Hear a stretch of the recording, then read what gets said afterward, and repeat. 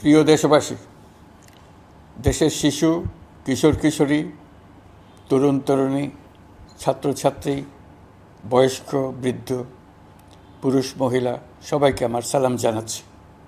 আসসালামু আলাইকুম। বক্তব্যের শুরুতে আমি গভীর শ্রদ্ধা জানাচ্ছি জুলাই আগস্ট মাসে ফ্যাসিবাদের বিরুদ্ধে ছাত্র শ্রমিক জনতার অভ্যুত্থানে নিহত সকল শহীদের প্রতি। আমি আরও স্মরণ করছি তাদের যারা ফ্যাসিবাদী শক্তির প্রাণঘাতী অস্ত্রের সামনে হিমালয়ের মতো দাঁড়িয়ে অন্যায়ের প্রতিবাদ করে মৃত্যুকে আলিঙ্গন করেছে, আহত হয়েছে, পঙ্গুত্ব বরণ করেছে, হারিয়েছে তাদের চোখের দৃষ্টি। সেই সব বীরদের স্মরণ করছি যারা মিথ্যাচার, লুটপাট, স্বৈরতন্ত্রের বিরুদ্ধে এক দফা দাবি নিয়ে দাঁড়িয়েছিল। কৃতজ্ঞতা চিত্তে স্মরণ করছি আপনাদের ভাই বোনদের, আপনাদের সন্তানদের যারা এই বিপ্লবে অংশগ্রহণ করেছিল। প্রিয় দেশবাসী, আমি আগেও জানিয়েছি, আবারও জানাচ্ছি, গণ অভ্যুত্থানে সকল শহীদের পরিবারকে পুনর্বাসন করা হবে। সকল আহত শিক্ষার্থী, শ্রমিক জনতার চিকিৎসার সম্পূর্ণ ব্যয় সরকার বহন করবে।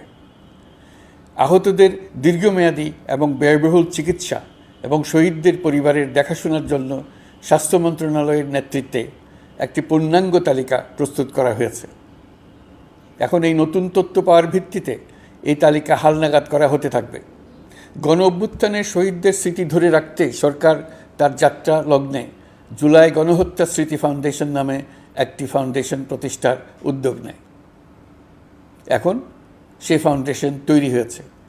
সকল শহীদ পরিবার এবং আহতদের সর্বোত্তম চিকিৎসা সহ তাদের পরিবারের সম্পূর্ণ দায়িত্ব এই ফাউন্ডেশন গ্রহণ করছে। এই ফাউন্ডেশনে দান করার জন্য দেশের সকল মানুষ এবং বিদেশে অবস্থানরত বাংলাদেশিদের আমরা আহ্বান জানাচ্ছি। গত মাসে কুমিল্লা, নোয়াখালী, সিলেট অঞ্চলে আকস্মিক বন্যা এসব এলাকার মানুষকে হতভম্ব করে দিয়েছে। এখানে বেশিরভাগ এলাকায় কোনো দিন বন্যা হয়নি। তারা বন্যা মোকাবেলা করে অভ্যস্ত নন। দেশপ্রেমিক সশস্ত্র বাহিনী তাৎক্ষণিকভাবে বন্যা আক্রান্ত সবাইকে রক্ষার জন্য এগিয়ে আসে। সেনা, নৌ এবং বিমান বাহিনী পরস্পরের সঙ্গে সমন্বয় করে একযোগে কাজে নেমে পড়ার ফলে মানুষের দুর্ভোগ কম হয়েছে। এর পরপরই এনজিও এবং সাধারণ মানুষ দেশের সকল অঞ্চল থেকে দলে দলে এগিয়ে এসছে। আমি বিশেষ করে দেশপ্রেমিক সেনাবাহিনীকে আবারও ধন্যবাদ জানাচ্ছি। দেশের সকল দুর্যোগকালে তারা সবসময় আন্তরিকভাবে এগিয়ে এসছে। বিশেষ করে বন্যা ও শান্তি শৃঙ্খলা রক্ষার কাজে তাদের সৈনিক এবং অফিসাররা দিনের পর দিন যেভাবে দায়িত্ব পালন করেছে তার কোনো তুলনা হয় না। জনজীবনে স্বস্তি ও আত্মবিশ্বাস প্রতিষ্ঠায় তাদের ভূমিকা অনন্য। বাংলাদেশ সশস্ত্র বাহিনীর সকল সদস্যকে আমি ধন্যবাদ জানাই তাদের সততা, ত্যাগ ও অসীম দেশপ্রেমের জন্য। দেশের স্বাধীনতা সংগ্রাম থেকে শুরু করে বন্যা, খরা, ঝড়, বৃষ্টি, ঘূর্ণিঝড়, সকল প্রাকৃতিক দুর্যোগে আপনারা সকলের শেষ ভরসার স্থান। দেশের প্রতিটি ক্রান্তিলগ্নে আপনারা দেশের মানুষের পাশে থেকেছেন। দেশের স্বাধীনতার পক্ষে, সার্বভৌমত্বের পক্ষে অবস্থান নিয়েছেন। দেশ গঠনে আপনারা সবার আগে এগিয়ে এসছেন। বিগত জুলাই হতে শুরু হওয়া গণ অভ্যুত্থান, বন্যা, নিরাপত্তা প্রদান, অস্ত্র উদ্ধার সহ সকল কার্যক্রমে আপনারা সফলভাবে দিনরাত কাজ করে যাচ্ছেন। সরকার ও জনগণের পক্ষ থেকে আমি আপনাদের প্রতি কৃতজ্ঞতা জানাচ্ছি। বন্যা আমাদের জনজীবনে আরেকটি দিক উন্মোচন করল। দেশের সকল জায়গায় মানুষের সক্রিয় সহানুভূতির জোয়ার উঠেছিল অবিশ্বাস্য মাত্রায়। ব্যবসায়ী, অর্থবান ব্যক্তিরা যেমন তাদের অর্থ নিয়ে স্বতঃস্ফূর্তভাবে এগিয়ে এসেছিল, তেমনি দেশের বিভিন্ন প্রান্তের সাধারণ মানুষ, স্কুল, কলেজ, বিশ্ববিদ্যালয়ের ছেলেমেয়েরা জোয়ারের ঢলের মতো যার যার সামর্থ্য নিয়ে এগিয়ে এসছে।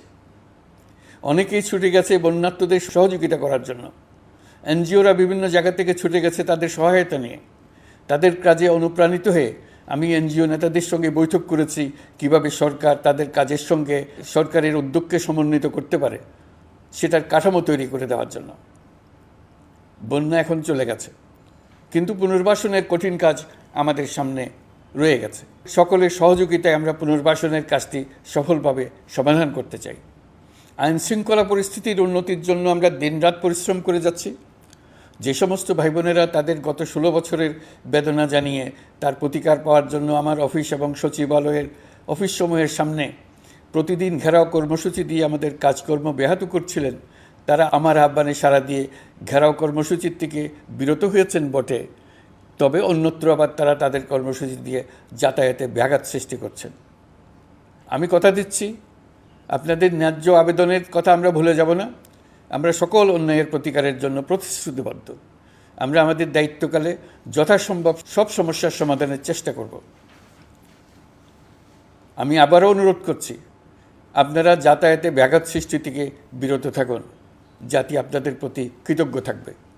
তৈরি পোশাক, ওষুধ শিল্প, এইসব এলাকায় শ্রমিক ভাই বোনেরা তাদের অভিযোগ জানানোর জন্য ক্রমাগতভাবে এই শিল্পের কার্যক্রম পরিচালনা বন্ধ রাখতে বাধ্য করছেন। এটা আমাদের অর্থনীতিতে যে নেতিবাচক প্রভাব ফেলবে সেটা মোটেই কাম্য নয়।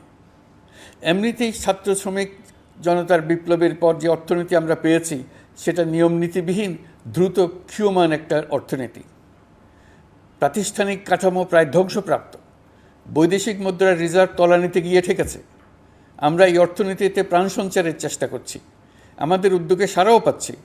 ঠিক এই সময়ে আমাদের শিল্প কারখানাগুলো বন্ধ হয়ে যাক, অকার্যকর হয়ে যাক, এটা আমাদের অর্থনীতিতে বিরাট আঘাত পড়বে। সেটা কিছুতেই আমাদের কাম্য হতে পারে না। শ্রমিক ভাই বোনদের অনেক দুঃখ আছে, কিন্তু সেই দুঃখ প্রকাশ করতে গিয়ে আপনাদের মূল জীবিকা বন্ধ হওয়ার উপক্রম হলে সেটা ঠিক হবে না। দেশের অর্থনীতি ধ্বংসপ্রাপ্ত হলে সেটা ঠিক হবে না। শ্রমিক মালিক উভয়ের পক্ষে আলোচনা করে এইসব সমস্যার সমাধান আমরা অবশ্যই বের করব। আপনারা কারখানা খোলা রাখুন, অর্থনীতির চাকা সচল রাখুন, দেশের অর্থনীতিকে সোজা হয়ে দাঁড়াতে দিন। আমরা আপনাদের সমস্যার স্থায়ী সমাধান বের করার জন্য সর্বশক্তি প্রয়োগ করব। মালিক পক্ষের কাছে আমাদের আবেদন, আপনারা শ্রমিকদের সঙ্গে বোঝাপড়া করুন, কারখানা সচল রাখুন, অর্থনীতির দুর্বল স্বাস্থ্যকে সবল করে তুলুন। ওষুধ শিল্প এবং তৈরি পোশাক শিল্প দেশের গৌরব। এর মাধ্যমে আমাদের শ্রমিক ভাই বোনেরা তাদের কর্মকুশলতা বিশ্বকে মুগ্ধ করেছে। এর সাফল্য এখন থমকে আছে। আমরা এই দুই শিল্পকে তাদের সম্ভাব্য শীর্ষে নিয়ে যেতে চাই। দুর্বল করার তো প্রশ্নই ওঠে না। এই দুই শিল্পের কোথায় কোথায় বাধা আছে, সমস্যা আছে, সেগুলো চিহ্নিত করে তাকে বাধামুক্ত করতে চাই। আমরা বিদেশি ক্রেতাদের একত্রিত করে তাদের সহযোগিতা চাইব, যেন বাংলাদেশের এই শিল্প দুটি বিশ্বের অন্যান্য দেশের চাইতে বেশি আস্থাযোগ্য হয়ে গড়ে উঠতে পারে। সব কিছুই সম্ভব যদি আমরা শ্রমিক মালিক সম্পর্কটা একটা নির্ভরযোগ্য, আনন্দদায়ক করে গড়ে তুলতে পারি। আমাদের সরকারের প্রথম মাস কাটল, দ্বিতীয় মাস থেকে আমরা নতুন বাংলাদেশ গড়ার ভিত্তি হিসেবে নতুন শ্রমিক মালিক সম্পর্কের সূচনা করতে চাই। এটা দেশের সবার কাম্য। দেশের নতুন প্রজন্ম নির্ভয়ে যেন তাদের ভবিষ্যৎ নিয়ে এগিয়ে যেতে পারে, আমরা সেই লক্ষ্যে কাজ করছি। আমাদের দায়িত্ব অনেক। ন্যায়ভিত্তিক একটা সমাজ গড়ে তোলার জন্য একসাথে অনেকগুলো কাজ আমাদের হাত দিতে হবে। 1 জুলাই থেকে 5 আগস্ট পর্যন্ত ছাত্র জনতার গণ আন্দোলনকে দমন করতে যেসব ফৌজদারি মামলা দায়ের করা হয়েছিল, এর মধ্যে হত্যা মামলা ছাড়া বাকি প্রায় সকল মামলা প্রত্যাহার করা হয়েছে। এইসব মামলায় গ্রেফতারকৃত সকলে মুক্তি পেয়েছে। দায়িত্ব গ্রহণের শুরুতেই অন্তর্বর্তীকালীন সরকার বিচার বিভাগের বড় সংস্কারের কাজে হাত দিয়েছে। যোগ্যতম ব্যক্তিকে প্রধান বিচারপতি নিয়োগ দেওয়াতে মানুষের মনে নতুন আশার সঞ্চার হয়েছে।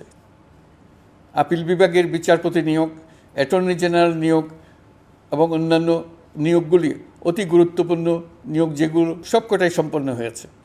সন্ত্রাস দমন আইন ও ডিজিটাল সাইবার নিরাপত্তা আইনে দায়েরকৃত মিথ্যা হয়রানিমূলক মামলাগুলো প্রত্যাহার করা হচ্ছে।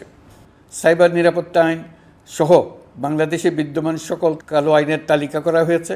অতি সত্বর এই সকল কালো আইন বাতিল ও প্রযোজ্য ক্ষেত্রে সংশোধন করা হবে।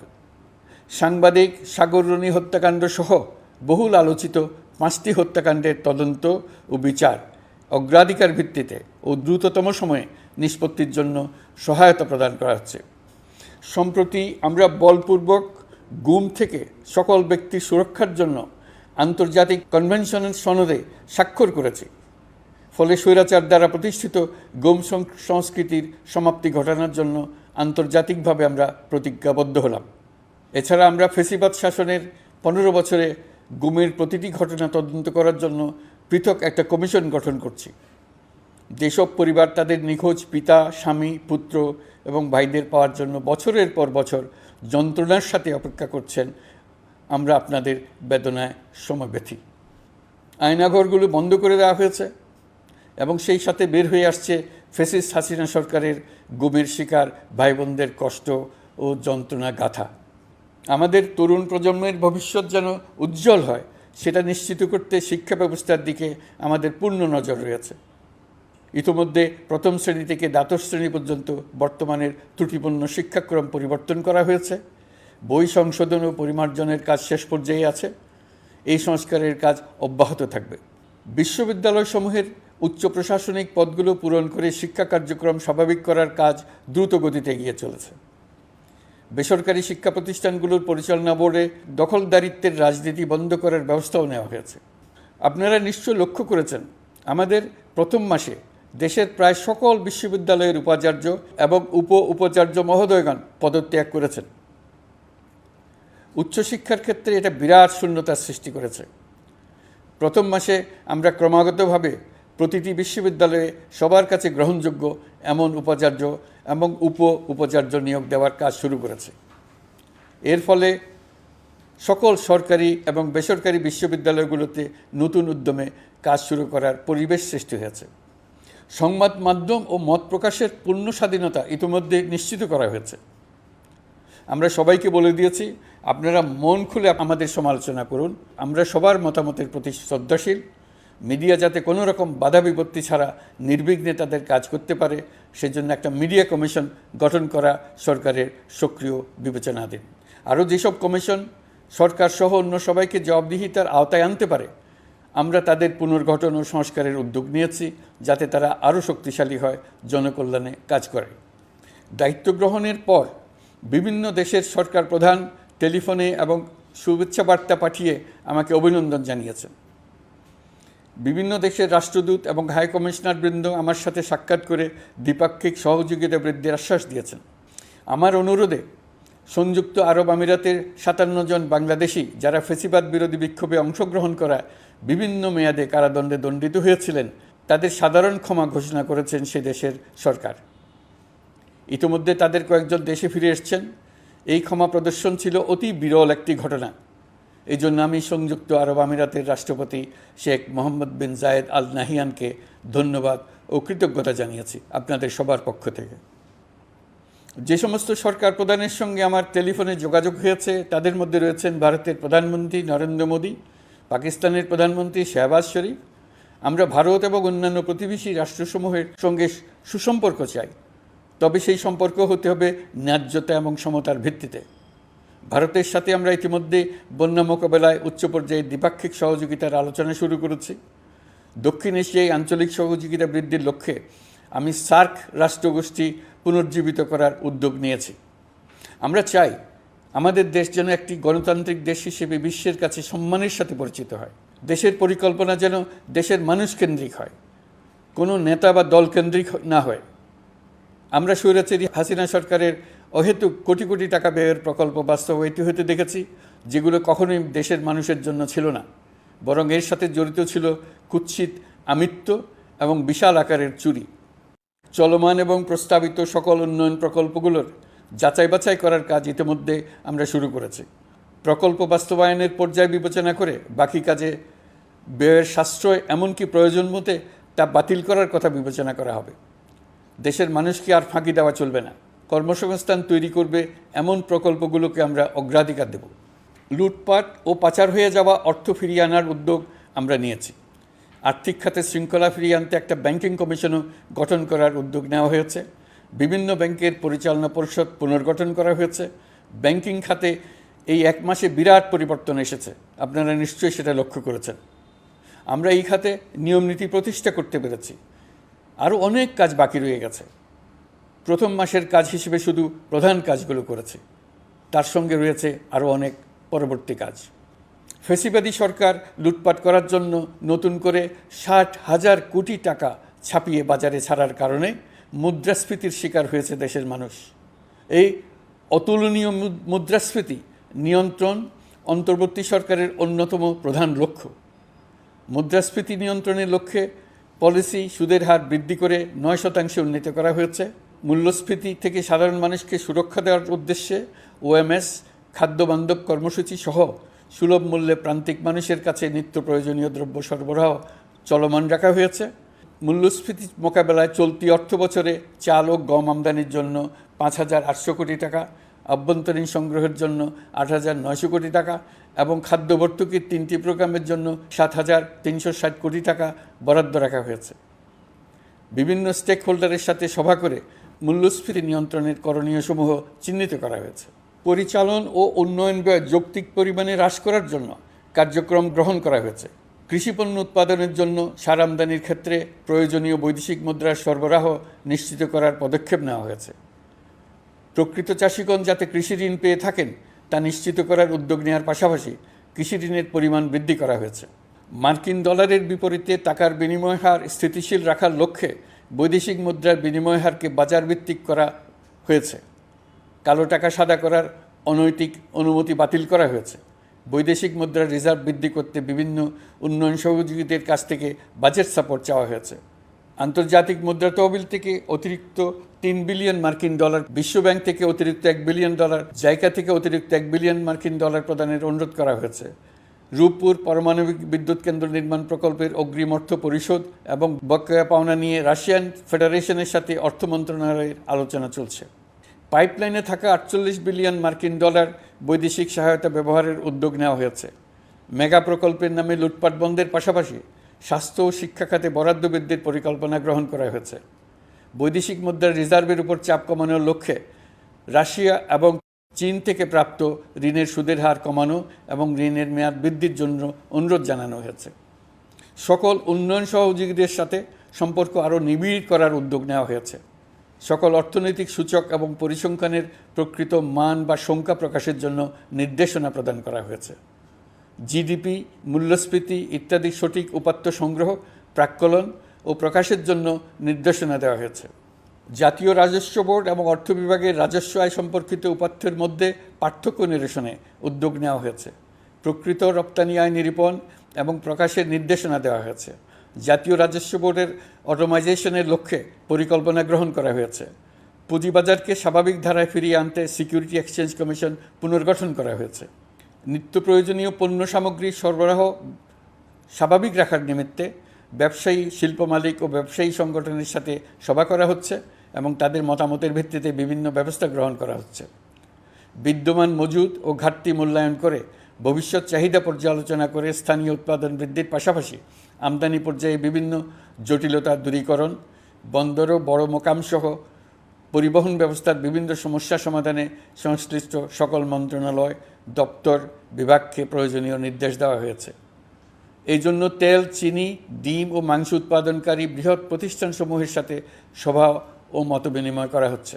নিত্য প্রয়োজনীয় কিছু দ্রব্যাদি যেমন পেঁয়াজ, আলু এসবের দাম আরও কমানোর জন্য বিদ্যমান শুল্ক হার হ্রাসের বিষয়ে এনবিআরকে প্রয়োজনীয় নির্দেশনা দেওয়া হয়েছে।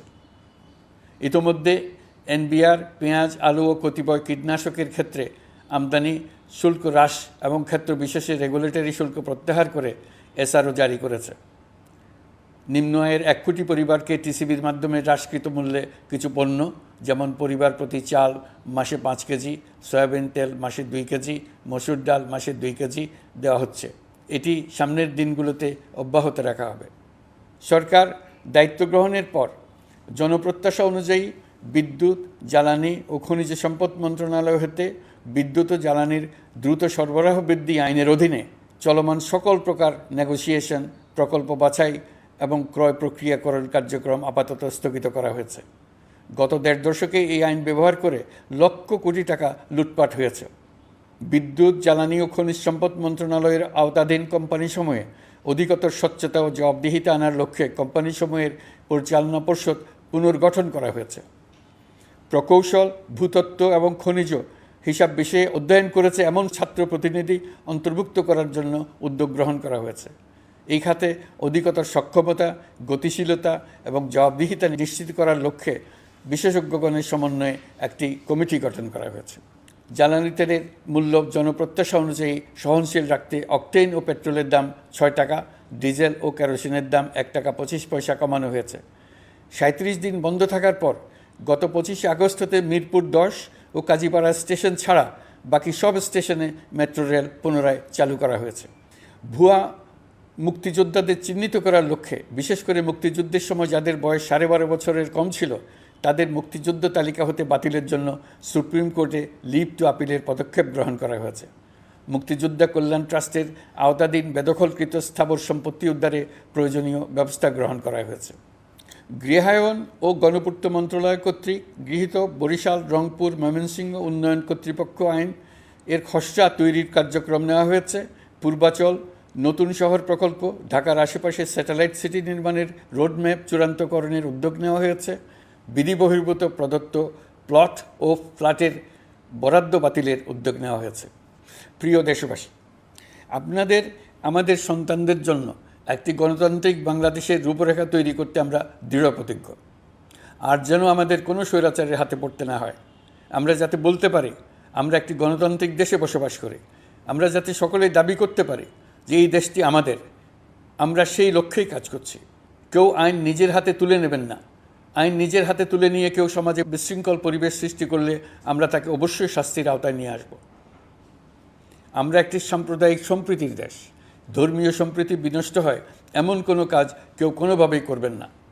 অতীতে শুধুমাত্র আওয়ামী মতাদর্শী না হওয়ার কারণে 18তম থেকে 42তম BCS পর্যন্ত BPSC কর্তৃক সুপারিশকৃত অনেক প্রার্থী নিয়োগ বঞ্চিত হয়েছেন।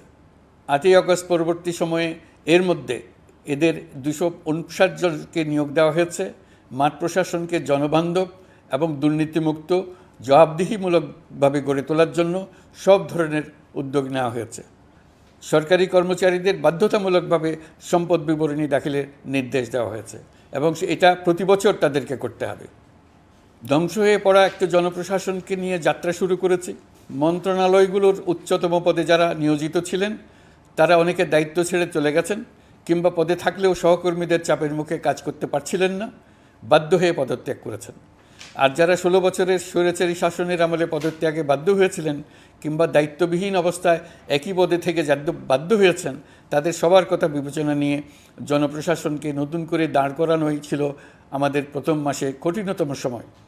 আবার সকল সমস্যার সমাধান করে একটি নতুন জনপ্রশাসন কাঠামো দাঁড় করাতে পেরেছি, এটাই আমাদের প্রথম মাসের সবচাইতে বড় অর্জন। আমার বিশ্বাস এই জনপ্রশাসন জনগণের ইচ্ছা পূরণে সর্বোচ্চ অবদান রাখতে পারবে। অতি স্বল্প জনবল নিয়ে দাপ্তরিক কার্যক্রম শুরু করা হলেও প্রথম দিকে বিভিন্ন মন্ত্রণালয় ও বিভাগ থেকে পাঠানো বিবিধ প্রস্তাব দ্রুত গতিতে এবং আইনগত সমস্ত বাধ্যবাধকতা মেনে সিদ্ধান্ত নেওয়া হয়েছে। গত 1 মাসে বিভিন্ন মন্ত্রণালয় ও বিভাগ 198টি অতি গুরুত্বপূর্ণ বিষয়ে সিদ্ধান্ত নিয়েছে। জনপ্রশাসনের 135 জন অতিরিক্ত সচিব, 227 জন যুগ্ম সচিব এবং 120 জন উপসচিবকে পদোন্নতি প্রদান করা হয়েছে। 59টি জেলার জেলা প্রশাসককে প্রত্যাহার করা হয়েছে এবং নতুন 59 জন জেলা প্রশাসককে নিয়োগ দেওয়া হয়েছে। 67 জন কর্মকর্তার চুক্তিভিত্তিক নিয়োগ বাতিল করা হয়েছে। 10 জন যুগ্ম সচিব, 8 জন অতিরিক্ত সচিব, 6 জন সচিবকে ওএসডি করা হয়েছে। বাংলাদেশ পুলিশের 80 জন ডিআইজি, 30 জন পুলিশ সুপার সহ 110 জনকে পদোন্নতি প্রদান করা হয়েছে।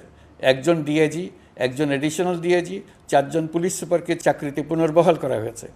আইজিপি সহ 10 জন অতিরিক্ত আইজি, 88 জন ডিআইজি, 21 জন এডিশনাল ডিআইজি, 177 জন পুলিশ সুপার সহ মোট 297 জন কর্মকর্তাকে বদলি করা হয়েছে। ছাত্র শ্রমিক জনতার বিপ্লবের মূল লক্ষ্য ছিল গণভবন। এটা ছিল স্বৈরাচারের কেন্দ্রবিন্দু। এই সরকার বিপ্লবের প্রতি সম্মান দেখিয়ে গণভবনকে বিপ্লবের জাদুঘর হিসেবে ঘোষণা দিয়েছে। ছাত্র জনতার ক্ষোভকে স্থায়ীভাবে তুলে ধরার জন্য গণভবনের আর কোনো সংস্কার করা হবে না। ছাত্র জনতার ক্ষোভের মুখে তা যে অবস্থায় দাঁড়িয়েছিল সেই অবস্থায় তাকে রাখা হবে। যেসব মূল্যবান সামগ্রী জনতা নিয়ে গিয়েছিল সেগুলো অনেক ফেরত দিয়ে গেছেন। যারা নিয়ে গিয়েছেন তারা নিজেরাই ফেরত দিয়ে গেছেন। তাদের আমরা দেশবাসীর পক্ষ থেকে ধন্যবাদ জানাচ্ছি। আরও কিছু জিনিস পাওয়া যায়নি, যারা নিয়ে গেছেন তাদের কাছে আমাদের অনুরোধ থাকবে তারা যেন এইসব সামগ্রী ফেরত দিয়ে যান। আমরা উল্লেখ করব এইসব বিক্ষুব্ধ জনতা নিয়ে গিয়েছিল, কিন্তু বিজয়ের পর তারা আবার জাদুঘরে প্রতি সম্মান দেখিয়ে এগুলো ফেরত দিয়ে গিয়েছেন। আমরা নতুন বাংলাদেশকে একটা পরিবেশ বান্ধব এবং জীববৈচিত্র্যময় দেশ হিসেবে গড়ে তোলার উদ্যোগ নিয়েছি। এটি তরুণদের আকাঙ্ক্ষা, আমাদের সবারই আকাঙ্ক্ষা। সেই লক্ষ্যে আমি প্রথমেই একটি ক্ষুদ্র পদক্ষেপ নিয়েছি। আমার বাসভবন এবং সমগ্র সচিবালয়ে প্লাস্টিকের পানির বোতল ব্যবহার নিষিদ্ধ করেছে। ইতিমধ্যে সুপার শপগুলোতে পলিথিনের শপিং ব্যাগ ব্যবহার বন্ধ করার উদ্যোগ নেওয়া হয়েছে। গত কয়েক দশকে যে পরিমাণ নদী দূষণ হয়েছে, আমরা তা বন্ধ করার উদ্যোগ নিয়েছি। আমরা সংস্কার চাই। আমাদের একান্ত অনুরোধ, আমাদের উপর যে সংস্কারের গুরু দায়িত্ব দিয়েছেন, সেই দায়িত্ব দিয়ে আপনারা দর্শকের গ্যালারিতে চলে যাবেন না। আপনারা আমাদের সঙ্গে থাকুন, আমরা একসঙ্গে সংস্কার করব। এটা আমাদের সবার দায়িত্ব। আপনারা নিজ নিজ জগতে সংস্কার আনুন। একটা জাতির সংস্কার শুধু সরকারের সংস্কার হলে হয় না। আপনি ব্যবসায়ী হলে আপনার ব্যবসায়ী সংস্কার আনুন। ব্যবসায়ী গোষ্ঠীরা তাদের নিজ নিজ সমিতির মাধ্যমে সংস্কার আনুন। সমিতিতে সংস্কার আনুন। নতুন করে সমিতি গঠনতন্ত্র সংশোধন করুন। আপনি শ্রমিক হলে আপনার ক্ষেত্রে আপনি সংস্কার করুন। আপনি রাজনৈতিক নেতাকর্মী হলে আপনার ক্ষেত্রে সংস্কার করুন। আপনি প্রতিষ্ঠান প্রধান হলে আপনার প্রতিষ্ঠানে সংস্কার আনুন। আমি এটাকে সুযোগ হিসেবে গ্রহণ করার জন্য সবাইকে আহ্বান জানাচ্ছি। এই সংস্কারের মাধ্যমে আমরা জাতি হিসেবে নতুনভাবে যাত্রা শুরু করতে চাই। আমাদের এই যাত্রা আমাদেরকে পৃথিবীর একটা সম্মানিত জাতি হিসেবে প্রতিষ্ঠিত করুক, এটাই আমাদের সবার কাম্য, এটাই আমাদের সবার লক্ষ্য। গত এক মাসে আমি বেশ কিছু রাজনৈতিক দলের সঙ্গে পৃথকভাবে বসছি, তাদের সঙ্গে মতামত বিনিময় করেছি। তারা আমাদের উৎসাহিত করেছেন, ছাত্র শ্রমিক জনতার বিপ্লবের লক্ষ্যের প্রতি সমর্থন জানিয়েছেন, সংস্কারের কাজে পূর্ণ সহযোগিতার দেওয়ার আশ্বাস দিয়েছেন। আমি দেশের বিশিষ্ট সম্পাদক বৃন্দের সঙ্গে মত বিনিময় করেছি, তারাও সংস্কারের কাজে পূর্ণ সহযোগিতা দেওয়ার আশ্বাস দিয়েছেন। তারা বিভিন্ন বিষয়ে মূল্যবান পরামর্শ দিয়েছেন। সবার পরামর্শ নিয়ে এখন আমাদের অগ্রসর হওয়ার পালা। আমি বিশিষ্ট ব্যবসায়ীদের সঙ্গে বৈঠক করেছি, তাদের কাছে আমাদের সরকারের লক্ষ্যগুলো ব্যাখ্যা করেছি, তারাও আমাদের লক্ষ্যের সঙ্গে একমত প্রকাশ করেছেন। আপনারা জানেন, ছাত্র শ্রমিক জনতার ঐতিহাসিক জুলাই গণ অভ্যুত্থানের মুখে এবং হাজারো মানুষের আত্মদানের বিনিময়ে বাংলাদেশে ফ্যাসিস্ট সরকারের পতন হয়েছে। এই গণ অভ্যুত্থানের বার্তা ও আকাঙ্ক্ষা বাস্তবায়নের জন্য একটি অভূতপূর্ব সময় ও সুযোগ আমরা এর মধ্য দিয়ে অর্জন করেছি। এর বাস্তবায়ন তথা বাংলাদেশের ফ্যাসিজম বা স্বৈরতান্ত্রিক শাসন পুনরাবৃত্তির আশঙ্কা রোধ এবং জনমালিকানা ভিত্তিক কল্যাণমুখী জনস্বার্থে নিবেদিত একটি রাষ্ট্র ব্যবস্থা প্রবর্তনের লক্ষ্যে কিছু জাতীয় ভিত্তিক সংস্কার সম্পন্ন করা জরুরি হয়ে পড়েছে। উক্ত সংস্কার ভাবনার অন্যতম কেন্দ্রবিন্দু হচ্ছে সুষ্ঠু নির্বাচন ব্যবস্থা, সুশাসন প্রতিষ্ঠা করা। আমরা যেহেতু জনগণের ভোটাধিকার ও জনগণের মালিকানায় বিশ্বাস করি, সেহেতু নির্বাচন ব্যবস্থার উন্নয়নে আমাদের সংস্কার ভাবনায় গুরুত্ব পেয়েছে অধিক। আমরা মনে করি নির্বাচনের নামে সংখ্যাগরিষ্ঠতার একাধিপত্য ও দুঃশাসন মানুষের উপর চাপিয়ে দেওয়া বা এর মাধ্যমে এক ব্যক্তি বা এক পরিবার বা কোনো গোষ্ঠীর কাছে সকল ক্ষমতা কক্ষীগত করে রাখার কোনো ক্রমেই গ্রহণযোগ্য নয়। এসব আশঙ্কা রোধ করার জন্য নির্বাচনের সাথে সম্পর্কিত নির্বাচন কমিশন সহ অন্যান্য প্রতিষ্ঠানগুলোর সংস্কারের কথা আমরা ভাবছি। নির্বাচন ব্যবস্থার সাথে সম্পর্কিত প্রতিষ্ঠান হিসেবে পুলিশ প্রশাসন, জনপ্রশাসন, বিচার প্রশাসন, দুর্নীতি দমন কমিশন এই 4টি প্রতিষ্ঠানের সংস্কার করা সুষ্ঠু ও অবাধ নির্বাচনের জন্য অপরিহার্য। এসব প্রতিষ্ঠানের সংস্কার জনমালিকানা ভিত্তিক, জবাবদিহিমূলক এবং কল্যাণমূলক রাষ্ট্র ব্যবস্থা প্রতিষ্ঠায় অবদান রাখবে বলে আমি বিশ্বাস করি। এর পাশাপাশি সমাজের সকল স্তরের মানুষের প্রতিনিধিত্ব ও স্বার্থ নিশ্চিত করার জন্য এবং জুলাই গণ অভ্যুত্থানের বার্তাকে প্রতিফলিত করার জন্য সাংবিধানিক সংস্কারের প্রয়োজন আমরা অনুভব করছি। এসব বিষয়ে সংস্কার করার প্রাথমিক পদক্ষেপ হিসেবে আমরা প্রাথমিকভাবে 6টি কমিশন গঠন করার সিদ্ধান্ত নিয়েছি। এসব কমিশনের কাজ পরিচালনার জন্য বিষয়ভিত্তিক অভিজ্ঞতা বিবেচনা করে 6 জন বিশিষ্ট নাগরিকের নেতৃত্বে এই কমিশনগুলো পরিচালনা করার দায়িত্ব দিয়েছি। এরপর আরও বিভিন্ন বিষয়ে কমিশন গঠন করার প্রক্রিয়া আমরা অব্যাহত রাখব। নির্বাচন ব্যবস্থা সংস্কার কমিশনের প্রধান হিসেবে দায়িত্ব পালন করবেন ডক্টর বদিউল আলম মজুমদার। পুলিশ প্রশাসন সংস্কার কমিশনের প্রধান হিসেবে কাজ করবেন জনাব সরফরাজ চৌধুরী। বিচার বিভাগ সংস্কার কমিশনের প্রধান হিসেবে দায়িত্ব পালন করবেন বিচারপতি শাহ আবু নাঈম মমিনুর রহমান। দুর্নীতি দমন সংস্কার কমিশনের প্রধান হিসেবে দায়িত্ব পালন করবেন ডক্টর ইফতেখারুজ্জামান। জনপ্রশাসন সংস্কার কমিশনের প্রধান হিসেবে দায়িত্ব পালন করবেন জনাব আব্দুল মুহিত চৌধুরী। সংবিধান সংস্কার কমিশনের প্রধান হিসেবে দায়িত্ব পালন করবেন ডক্টর শাহদিন মালিক। এসব কমিশনের অন্য সদস্যদের নাম কমিশন প্রধানদের সাথে আলোচনা করে ঠিক করা হবে। কমিশনগুলোর আলোচনা ও পরামর্শ সভায় উপদেষ্টা পরিষদের সদস্য, ছাত্র, শ্রমিক জনতা আন্দোলনের প্রতিনিধি, নাগরিক সমাজ ও রাজনৈতিক দলের প্রতিনিধিরা উপস্থিত থাকবেন। পূর্ণাঙ্গভাবে গঠিত হওয়ার পর কমিশন আনুষ্ঠানিকভাবে তাদের কাজ আগামী 1 অক্টোবর থেকে শুরু করতে পারবে বলে আমি আশা করছি এবং এটি পরবর্তী 3 মাসের মধ্যে সম্পন্ন হবে বলে আমরা ধারণা করছি। কমিশনের রিপোর্টের ভিত্তিতে সরকার পরবর্তী পর্যায়ে প্রধান রাজনৈতিক দলগুলোর সাথে পরামর্শ সভার আয়োজন করবে। চূড়ান্ত পর্যায়ে ছাত্র সমাজ, নাগরিক সমাজ, রাজনৈতিক দলের প্রতিনিধি, সরকারের প্রতিনিধি নিয়ে ব্যাপক ভিত্তিক 3 থেকে 7 দিন ব্যাপী একটি পরামর্শ সভার ভিত্তিতে সংস্কার ভাবনার রূপরেখা চূড়ান্ত করা হবে। এতে এই রূপরেখা কীভাবে বাস্তবায়ন হবে তার একটি ধারণাও দেওয়া হবে। এই আয়োজন জুলাই গণঅভ্যুত্থানের বার্তা বাস্তবায়ন ও রাষ্ট্র পুনর্নির্মাণ তাগিদের ঐক্যবন্ধনে গোটা জাতিকে শক্তিশালী ও আশাবাদী করে তুলবে বলে আমাদের বিশ্বাস। প্রিয় দেশবাসী, আমাদের সামনে অনেক কাজ। সবাই মিলে একই লক্ষ্যে আমরা অগ্রসর হতে চাই। আমাদের মধ্যে, বিশেষ করে আমাদের নতুন প্রজন্মের মধ্যে যে সুপ্ত প্রতিভা লুকিয়ে আছে সেটা যেন বিনা বাধায় রাষ্ট্রের এবং সমাজের সহযোগিতায় প্রকাশ করতে পারি, সেই সুযোগের কাঠামো তৈরি করতে চাই। সকলে মিলে আমাদের পরিবারের প্রতিটি সদস্যকে, সে ঝাড়ুদার হোক, ছাত্র হোক, শিক্ষক হোক, যে কোনো ধর্মের হোক, সবার সমান অধিকার নিশ্চিত করতে চাই। এই হলো আমাদের সংস্কারের মূল লক্ষ্য। আসুন ছাত্র শ্রমিক জনতার এই বিপ্লবের লক্ষ্যকে আমরা দ্রুত বাস্তবায়ন করি। আমাদের প্রথম মাসে আমরা যেই গতিতে, যে উদ্যম নিয়ে কাজ এগিয়ে নিয়ে যাওয়ার কথা চিন্তা করেছিলাম সেটা হয়তো করতে পারিনি বাস্তব অবস্থার পরিপ্রেক্ষিতে। দেশের আইনশৃঙ্খলা পরিস্থিতি স্বাভাবিক রাখা গেলে আশা করি আমরা আমাদের গতি অনেক বাড়াতে পারব। এই জন্য দেশের সকল মানুষের কাছে, শিক্ষক, ছাত্রছাত্রী, কৃষক, শ্রমিক, পেশাজীবী, বড় ব্যবসায়ী, ক্ষুদ্র ব্যবসায়ী, দিনমজুর, গৃহিণী, সকলের সহযোগিতা চেয়েছি। আমাদের কাজ বড় কঠিন, কিন্তু জাতি হিসেবে এবার ব্যর্থ হওয়ার কোনো অবকাশ আমাদের নেই। আমাদেরকে সফল হতেই হবে। এই সাফল্য আপনাদের কারণেই আসবে, আপনার সহযোগিতার কারণেই আসবে। আমাদের কাজ হবে আপনার আমার স্বপ্নকে বাস্তবে রূপায়িত করা। এখন আমরা আমাদের 2য় মাস শুরু করছি। আমাদের 2য় মাসে যেন আপনাদের মনে দৃঢ় আস্থা সৃষ্টি করতে পারি, সেই চেষ্টা করে যাব। ধৈর্য ধরুন, এই কথাটি আমি মোটেই আপনাদের বলবো না। আমরা সবাই অধৈর্য হয়ে পড়েছি। এত সব কাজ কখন যে শেষ হবে এটা চিন্তা করে আমরা অধৈর্য হব, কেন হব না?